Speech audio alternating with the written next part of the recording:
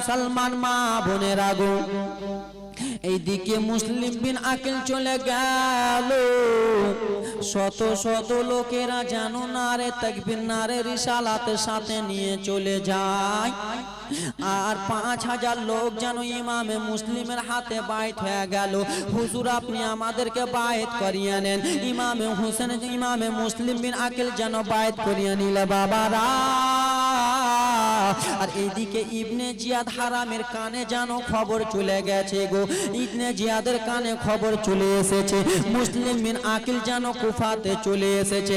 এই মুসলিম বিন আকিল কুফাতে যদি ঘোরাঘুরি করে, কুফার লোকেরাকে যেন মুসলমান বানিয়ে নেবে, সমস্ত লোকেরাকে মুসলমান বানিয়ে নেবে। আর সারা যদি মুসলমান হয়ে যায় তাহলে আমাদের হিন্দু ধর্ম ছেড়ে দেবে, আমাদের বেঈমানি ধর্ম ছেড়ে দেবে।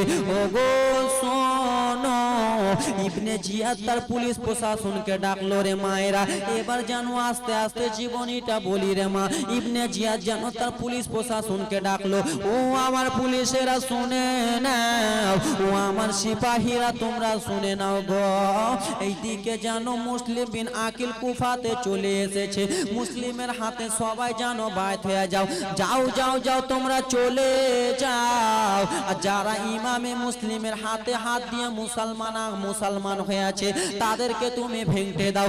ও তোমরা শোনো শোনো, মুসলিম বিন আকিলের হাতে তোমরা যদি এবার বাইত হয়ে যাও রে তাহলে তোমাদের বিবিকে উড়িয়ে দেব। এবার যদি তোমরা মুসলিম বিন আকিলের হাতে মুসলমান হয়ে যাও তোমার ছেলেকে কে গলা কেটে দেব। ও শোনো শোনো, এবার যদি তোমরা মুসলিম বিন আকিলের হাতে কলমা পড়ে নাও তাহলে তোমাদের স্ত্রীকে বেওয়া করে দেব। সমস্ত লোকেরাকে মহিলারাকে যেন ভয় খেলিয়ে দিল, গ্রামবাসীরাকে ভয় খেলিয়ে দিল। বাড়ি বাড়ি ঢুকে বলে শুনো গো, ইবনে জিয়াদের পাওয়ার কতটা আছে তোমরা ভালো করে জানো। তোমাদের স্বামীকে মুসলমান হতে দিও না, তোমাদের স্বামীকে যেন বায়াত গ্রহণ করতে দিও না। মেয়ে মানুষেরা ভয় খেয়ে নিল, লোকেরা ভয় খেয়ে নিল। এবার যেন মুসলিম বিন আকিলের হাতে যেন আর বায়াত হবে না। এইদিকে ইবনে জিয়াদ যেন খুদ চলে এলো। ও ইমামে মুসলিম,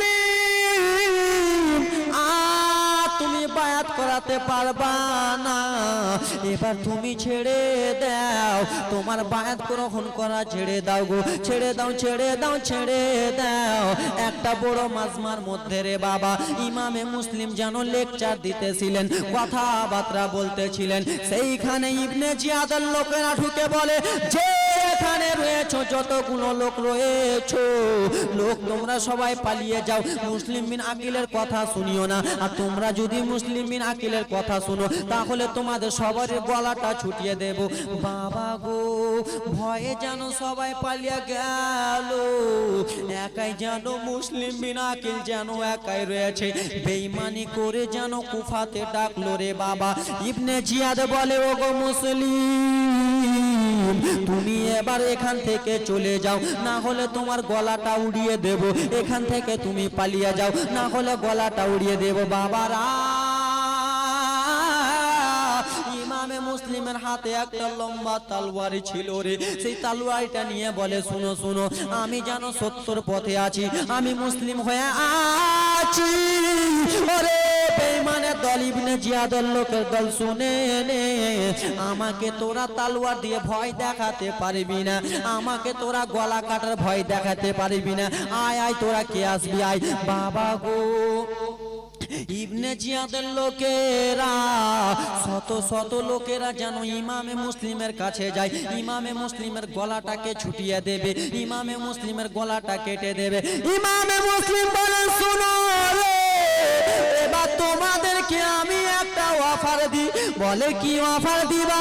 বলে, শুনো শুনো গো, তোমরা এখানে যতগুলো লোক রয়েছো, আমাকে যারা কতল করবা তাদেরকে আমি বলে দিই, তোমরা যদি নিজের স্ত্রীকে বিয়ে না করতে চাও তাহলে এখান থেকে চলে যাও। তোমাদের ছেলেকে বাবা হারা না করতে পেরে এখান থেকে চলে যাও। তোমার মেয়েকে বাবা হারা না করলে রে এখান থেকে তোমরা চলে যাও। ভালোই ভালোই কথা বলতেছি, তোমরা এখান থেকে চলে যাও, না হলে তোমাদের একজনের গলা আমি ছাড়বো না, সমস্ত লোকের গলা কেটে দেব। বাবারা, বেঈমান হারামিরা শুনলো না, ইমামে মুসলিমের সঙ্গে যেন পাঙ্গা দিতে গেল, নবীর নওয়াজের সঙ্গে যেন পাঙ্গা দিতে গেল রে। যেমন তলোয়ারটা মারবে ইমামে মুসলিমকে, ইমামে মুসলিম এমন করে গলাতে তলোয়ারি মারলো রে, গলাটা কেটে যেন ফুটবলের মতো মাথাটা যেন ঘুরে ফিরে বেড়ায়, আবার যেন শত শত লোক চলে আসে। মুসলিম বিন আকিল গো, শত শত লোককে যেন কচু কাটার মতো করে যেন কেটে দেয়। লোকগুলো বেঈমানের মাথাগুলো ফুটবলের মতো ঘেরাঘেরি করে। বাবা গো, শত শত লোকের মাথা ইমামে মুসলিম কেটে দিল। মাথা কেটে দেওয়ার পরে ওইখান থেকে যেন দৌড়াতে দৌড়াতে ইমামে মুসলিম যেন একটা লোকের বাড়ি চলে গেল। বাড়িতে যে লুকিয়ে আছে, এইদিকে যেন ইবনে জিয়াদের কানে খবর চলে গেছে। ওগো ইবনে জিয়াদ, তুমি শোনো, তোমার শত শত ফৌজিকে পাঠিয়েছিলা রে, তোমার শত শত চেলাকে পাঠিয়েছিলা ইমামে মুসলিমকে কাতাল করার জন্য, ইমামে মুসলিমকে জবাই করার জন্য। তোমার ফৌজিরাকে ইমামে মুসলিম একটাও ছাড়িনি রে, তোমার ফৌজিরাকে যেন কচু কাটার মতো ইমামে মুসলিম যেন কেটে দিয়েছে। একটু জোরে বলুন। ইবনে জিয়াদের কানে খবর চলে গেছে, ইবনে জিয়াদ, তুমি যে শত শত পুলিশ প্রশাসন পাঠিয়েছিলে, তোমার পুলিশ প্রশাসনগুলোকে ইমামে মুসলিম যেন কতল করে দিয়েছে, গলাগুলোকে এমন করে, মাথাগুলোকে এমন করে ছুটিয়েছে, ফুটবল খেলার মতো গড়াগড়ি করে। এইদিকে ইবনে জিয়াদ যেন রেগে গেল। ও আমার মা বোনেরা শুনে যাও, রাত্রিবেলা রে মা, 3 দিনের যদি জীবনী হতো রে মা, আস্তে আস্তে করে ভালো করে বুঝাতাম রে মা, অল্পটুকু টাইমের মধ্যে কি বলা যাবে রে মা। ও আমার মা বোনেরা গো, ও আমার বাবারা শুনে যাও, রাত্রিবেলা রে বাবা, ইমামে মুসলিম যেন একজনের বাড়িতে চলে গেল গো। ওই বাড়িতে যেন গেট তালা লাগা ছিল, পিছন দিকে যে ইমামে মুসলিম থেকে গেল, এইদিকে ইবনে জিয়াদের কানে যেন খবর চলে গেছে। ও গো ইবনে জিয়াদ, শুনে নাও, এবার তুমি শত শত শত শত পুলিশ প্রশাসন পাঠিয়ে দাও। আব্বারা, ইবনে জিয়াদের শত শত যেন পুলিশ প্রশাসন ছিল, পাঠিয়ে দিল। যাও যাও যাও রে, ইমামে মুসলিমকে যে ধরে আনবা, ইমামে মুসলিমকে যে ধরতে পারবা, তাকে যেন 10 লাখ টাকা দেব, তাকে যেন 50 লাখ টাকা দেব। আহারে বাবারা, ও আমার মায়েরা, আমাদেরকে কেউ যদি বলে একজনকে তুমি ধরে আনো 50 লাখ দিব, তো আমরা ছাড়বো? ছাড়বো জি? এরা কিছুই বলে না, কিছু বলে না। আপনারা যদি কেউ বলে যে আজমির বক্তা একটা ডেট দিয়েছিল, ডেটটা মিস করে দিয়েছে, ওর বাড়ি যাও 50 লাখ টাকা দেবো, ওর বাড়িতে যা খালি ওকে ধরে আনতে হবে, তো আপনারা ছাড়বেন? আমি যদি গেঞ্জি পরে থাকি, তোমার ট্যাং আছাড় দিয়ে নিয়ে আসবেন এখানে নাকি? আপনি আনবেন নাকি আমাকে? দেখো আনবে, আমাকে আনবে ট্যাং আছাড় ধরে, একজনে হাত ধরবে, একজনে পা ধরবে, ডেঙ্গা মালিক করে নিয়ে আসবে, চল 50,000 পাবো। আব্বাজান ভাইজান আমার, ইবনে জিয়াদ খবর দিয়ে দিল, লোকের বাড়ি বাড়ি বলে দিল, শোনো গো, তোমরা যদি মুসলিম বিন আকিলকে কেউ ধরতে পারো 50 লাখ টাকা দিব। আহারে আব্বাজান আমার, লোভ হয়ে গেল ভিতরে, অনেক লোভী হয়ে গেল। আহারে, আমি ইমামে মুসলিমকে ধরবো, 50 লাখ টাকা পারবো। সমস্ত লোকেরা যেন ইমামে মুসলিমকে খুঁজাখুঁজি করে, ইমামে মুসলিমকে ঢুঁড়ে, কোথায় ইমামে মুসলিমকে পাবো? আব্বাজান ভাইজান আমার, ব্রাদার মুসলমান গো, ইমামে মুসলিম যেন একজনের বাড়ির পিছনে যেন লুকিয়ে আছে রে বাবা। এইদিকে ইবনে জিয়াদ যেন মাইকে খবর দিয়ে দিলেন, ইবনে জিয়াদ যেন মাইকে বলে দিল, ওগো কুফাবাসীরা, তোমরা শুনে নাও, শুনে নাও, যে তোমরা ইমামে মুসলিম বিন আকিলকে ধরে দিতে পারবা, তাকে যেন 10 লাখ টাকা দেব। এবং কি একটা কথা শুনে নাও, তোমরা যদি ইমামে মুসলিমকে বাঁচাতে যদি কেউ চাও রে, দয়া দেখে কেউ যদি বাঁচাতে চাও রে, কেউ যদি আমার হাওয়ালা না করো, যার বাড়িতে ইমামে মুসলিমকে দেখতে পাবো, তার পুরা খানদানটাকে আমি গলা কেটে দেব। যার বাড়িতে দেখতে পাবো, তার স্ত্রীকে বেওয়া করে দেব। যার বাড়িতে দেখতে পাবো, তার ছেলেকে বাবা হারা করে দেব। বাবারা, আরো একটা কথা বলে দিল ইবনে জিয়াদ, শুনো গো, তোমরা আপন আপন বাড়ির দরজাকে লাগিয়ে দাও, তোমরা আপন আপন বাড়ির জানলাকে লাগিয়ে দাও, কেননা ইমামে মুসলিম বিন আকিল যেন জানলা দিয়ে না ঢুকতে পারে, দরজা দিয়ে না ঢুকতে পারে। আর তোমরা যদি বাঁচাতে চাও তাহলে তোমাদের বংশকে আমি খাল্লাস করে দেব। মায়েরা, আমাদের এখানে যদি একটা গুন্ডা থাকে, আমাদের মনে করেন এই এলাকাতে একটা গুন্ডা আছে, বড় গুন্ডা, আর আমাদেরকে বাড়ি বাড়ি এসে যদি বলে তোমাদের বাড়িতে ওকে যদি ঢুকাও তো গলা কেটে দেবো, আমরা ঢুকাবো? জীবনে ঢুকাবো না, ভাগো, ঠিক কিনা? এইদিকে বলে দিয়েছে আব্বা জান, ভাই জান, আমার ব্রাদার, মা বোনেরা তো ভয় খাচ্ছে নাকি, মা বোনেরা বেশি ভয় খাচ্ছে, ওরা তো আগে দরজা লাগাবে, নিজের স্বামীকেও ঢুকতে দিবে না, কেন আমার স্বামী বাবাকে দিবে, আমাকে কেটে দিবে। আব্বা জান, ভাই জান, আমার ব্রাদার, মা বোনেরা যেন দরজাটাকে লাগিয়ে দিল, জানলাটাকে লাগিয়ে দিল। আরো একটা কথা বলে দিল, ইমামে মুসলিম যদি কাউরির বাড়ির দরজাতে ঠক ঠক করে আওয়াজ দেয়, এক ফোঁটা যদি পানি চা খেয়ে তাকে যেন পানি দেবে না, এক টুকা যদি খাওয়ার চাইরে তাকে তোমরা খাওয়ার দেবে না। মায়েরা, সমস্ত লোক জানো রে দরজা খানা লাগিয়ে দিল। এইদিকে নবীর নওয়াজা চিঠি দিয়েছিল, ওগো ইমামে হুসেন আপনি চলে আসেন। ইমামে হুসেন তার নিজের চাচার বেটা ভাইকে পাঠালো, চাচা তো ভাইকে পাঠালো, আর নবীর নওয়াজার সঙ্গে এইরকম বিয়াদবি করে রে, এইরকম যেন বেওয়াফা করে রে। কুফার লোকেরা এত হারামি রে। মা বোনেরা, এবার একটু শুনে নাও, ইমামে মুসলিম যেন একটা বাড়ির পিছনে লুকিয়ে ছিল রে বাবা। যেমনই সন্ধ্যা হয়েছে, ইমামে মুসলিম যেন নিজের পেটের খিদা সহ্য করতে পারে না রে মা। পেটে অল্পটুকু দানা নাই, গলাতে অল্পটুকু যেন পানি দিয়ে ভিজাই নাই রে মা। কয়েকদিন যেন কেটে যায়, ভালো করে নবীর নওয়াজা মুসলিম বিল যেন আকিল যেন হাঁটতে পারে না। সন্ধ্যাবেলা একটা মেয়ের বাড়িতে গেছে, দরজাটা লাগায় আছে, আবার যেন দ্বিতীয় বাড়ি যাই রে, আবার যেন দরজাটা লাগা। এইদিকে ইমামে মুসলিম বিন আকিল চিঠিখানা লিখে দিয়েছে। প্রথম এসেছিল, দুই দিন যেন কুফার লোকেরা হাতে হাতখানা দিয়ে মোহাব্বত করে নিল। 2 দিন পরে ইমামে মুসলিম বিন আকিল চিঠিখানা লিখে দিয়েছে, ওগো ইমামে হুসেন চলে আসেন, কুফার লোকেরা যেন অনেক ভালো রয়েছে, আমার হাতে যেন 5000 লোক বায়াত হয়ে গেছে। বাবারে 2-4 দিন পরে যেন এইরকম বিয়াদবি করে মুসলিম বিন আকিল সাথে, যেন চিঠিখানা ইমামে হুসেনের কাছে পৌঁছে গেছে। ওগো ইমামে হুসেন তুমি কুফাতে চলে আসো, সেইখানে যেন সিগনেচার মুসলিম বিন আকিল করে দিয়েছে। বাবারা, কয়েকদিন পরে মুসলিম বিন আকিল যেন ভালো করে চলতে পারে না, লোকের বাড়ি বাড়ি ঘুরে রে, লোক যেন দরজা খুলে না, সারাটা রাত্রি হেঁটে যায়, কেউ যেন দরজা খুলে না। একটা বুড়া মহিলা, একটা বুড়া মা, দরজা যেন খোলা রয়েছে গো বাবা।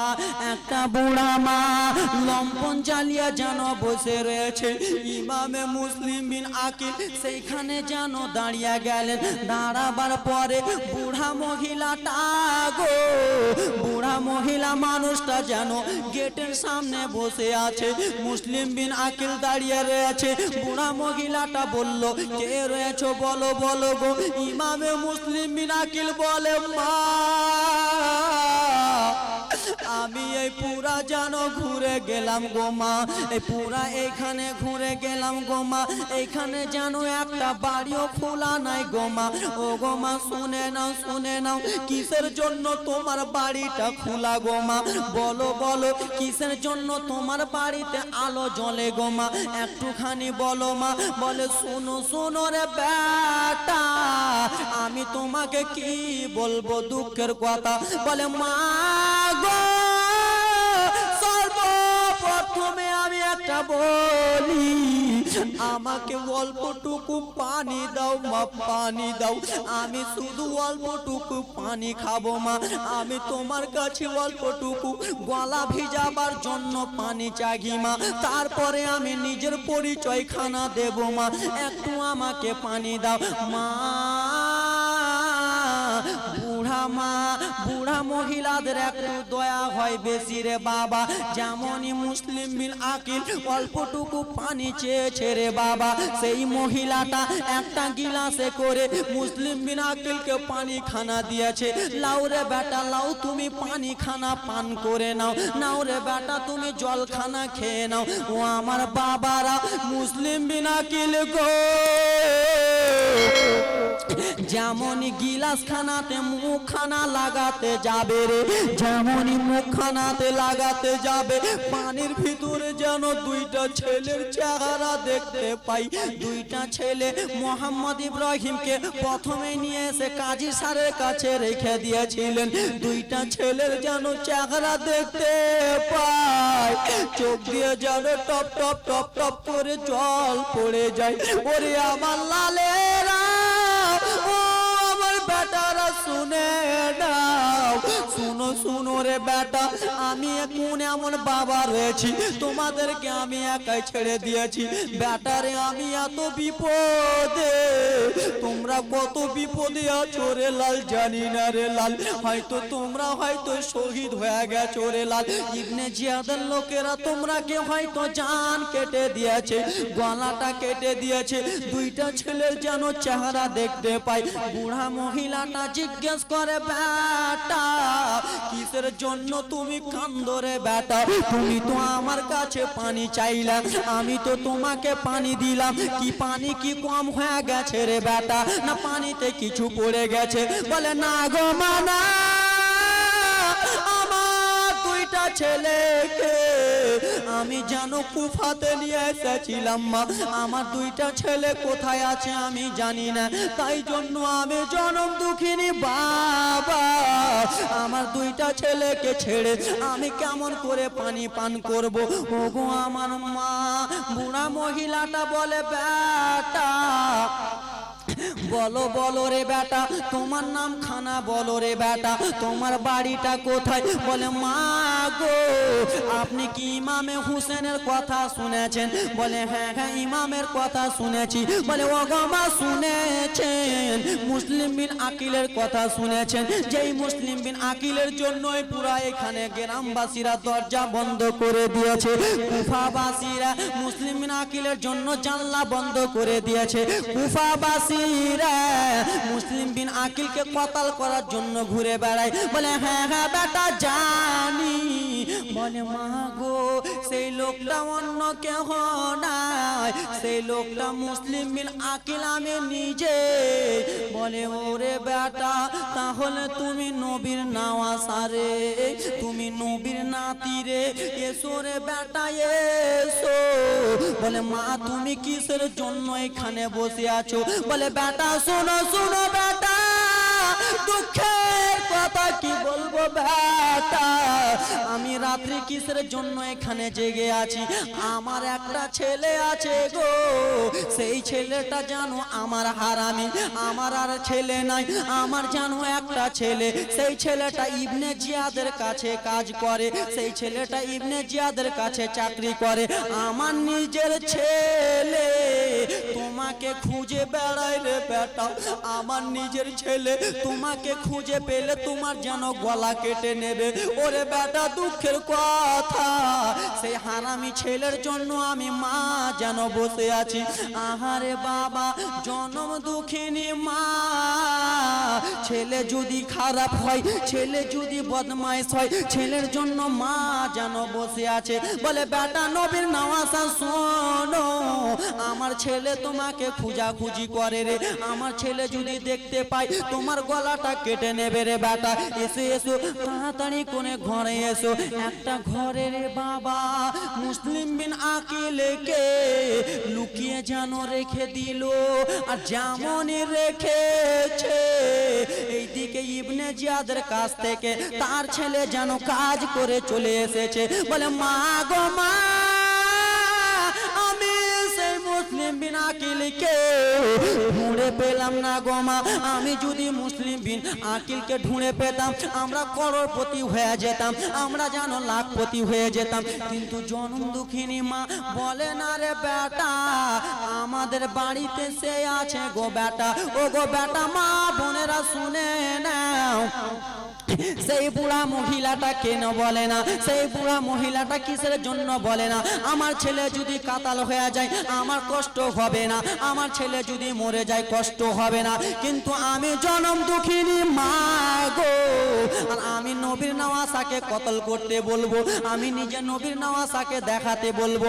আমি জনম দুঃখিনী মা, আমার জন্য জান্নাত যেন হারাম হয়ে যাবে, আমার বেটা মরে যায় মরে যাক, কিন্তু আমি নবীর নওয়াসা নবীর নাতিকে কষ্ট দিতে পারবো না। আল্লাহুম্মা